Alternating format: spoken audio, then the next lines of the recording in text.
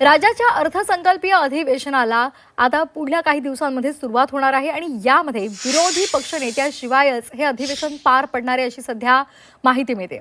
अमरदास दानवेंची विधान परिषद सदस्यता संपुष्टात आली आहे आणि विधानसभेनंतरच आता विधान परिषदेमधील विरोधी पक्षनेते पद हे रिक्त असणार आहे.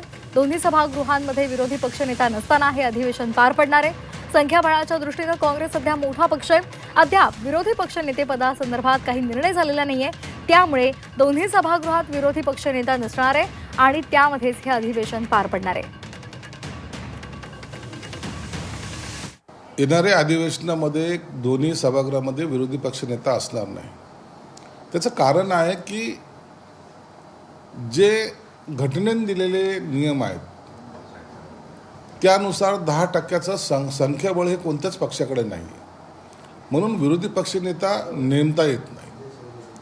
तरी जर नियम बाह्य जर करायचं जर ठरलं तर त्याचा अधिकार फक्त विधानसभा अध्यक्षाला किंवा सभापतींना आहे. म्हणून ते काय निर्णय घेतात हे पाहावं लागेल.